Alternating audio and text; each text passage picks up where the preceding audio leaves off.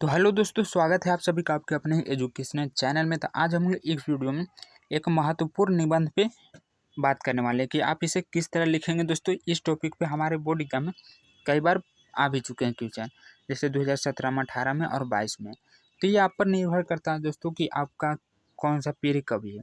लेकिन मैं यहाँ पर सजेशन करूँगा कि आप रामधारी सिंह दिनकर पे लिखें, मतलब जो ज़्यादा फेमस हो, जैसे तुलसीदास, जो भी आपके फेमस कवि हो उन पर लिखें।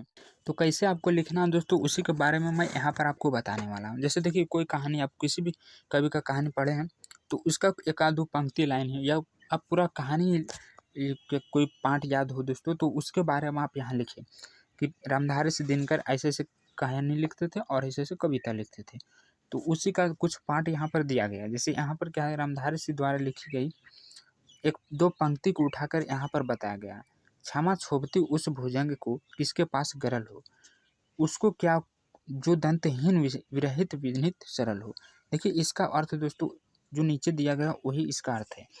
ये आपको नहीं समझ में आ रहा होगा, लेकिन यहाँ पर आपको नीचे वाला जरूर समझ में आएगा। तो इस तरह आप कोई कहानी का पाठ या कविता का पाठ लिखकर उसका डिस्प्लेसन नीचे लिख सकते हैं। पर कवि राष्ट्रकवि रामधारी सिंह दिनकर की ये पंक्तियाँ मुझे बेहद मार्मिक लगी, और इन्हीं पंक्तियों से प्रेरित होकर मैंने उनका लगभग सारा काव्य पढ़ लिया।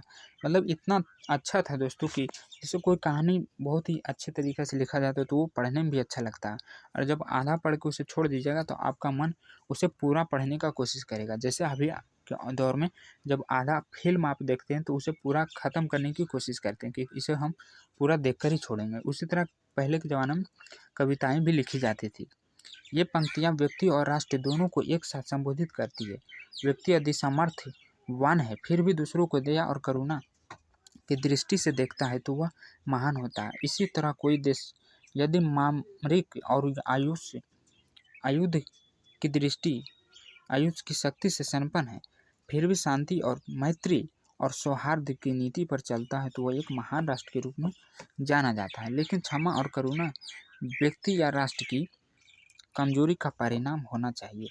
शक्ति और शांति का समन्वय ही श्रेष्ठ व्यक्ति और उन्नत राष्ट्र की प्रतीक है। दिनकर का जन्म एक साधारण किसान परिवार में हुआ था।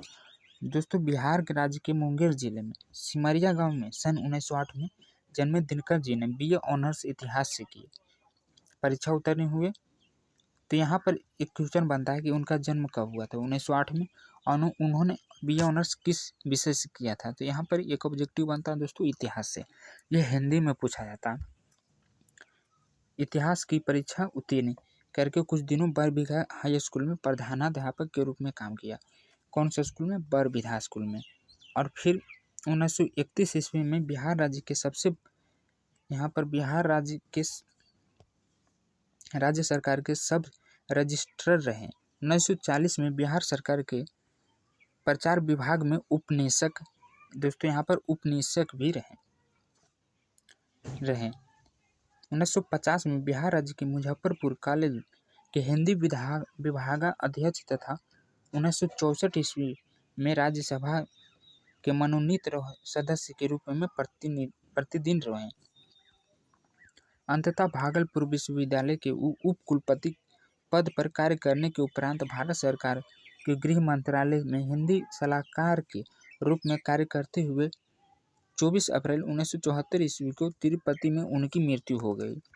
कहाँ हुई थी दोस्तों? 24 अप्रैल 1974 ईस्वी में तिरुपति में उनकी मृत्यु हो गई थी। तो यह भी ऑब्जेक्टिव में आता है। इसके बाद आपको और थोड़ा लॉन्ग करके लिखना है। इतना जब आप पढ़ेंगे तो आपके मन में और कुछ आवेगा ही। फिर इसके बाद लिखा गया कि इतने बड़े पद पर रहते हुए भी दिनकर में अहंकार लेस मात्र भी नहीं था। मतलब थोड़ा सा भी अहंकार उसमें नहीं था दोस्तों, रामधारी सिंह दिनकर में।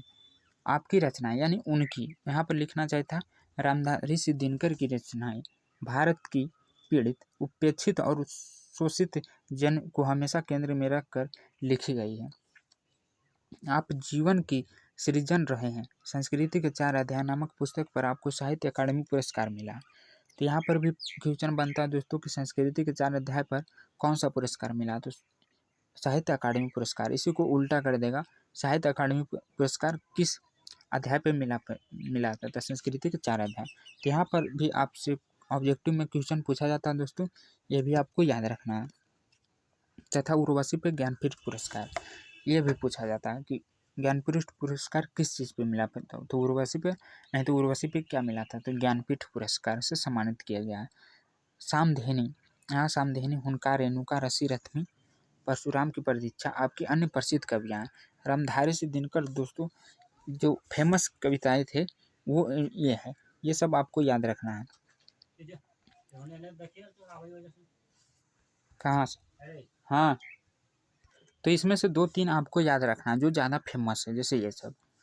आपके अन्य प्रसिद्ध कृतियाँ हैं, गरीबों के प्रति कितने संवेदनशील थे, इनका परिणाम पंक्तियाँ नीचे दी गई है। तो ये भी दोस्तों अगर आपको समझ में आता है तो पढ़िएगा, नहीं तो इसे छोड़कर आपकी इसका हिंदी अर्थ ही सिर्फ लिख दीजिएगा। यहाँ पर क्या लिखा गया एक बार मैं पढ़ता हूँ। सर्वानों को मिला मुक्त वस्त्र, भूखे बालक अकुलाते।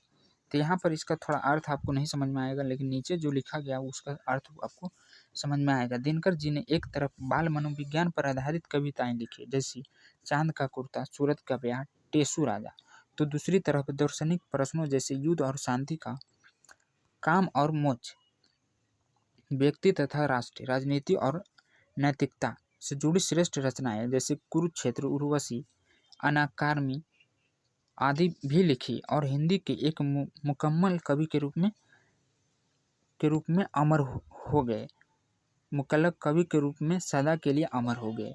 तो ये दोस्तों एक राष्ट्र कवि थे, इस पर लिखना एक अच्छा ही है, क्योंकि सभी लोग इस पर जानते हैं कि रामधारी सिंह दिनकर एक अच्छे कवि थे।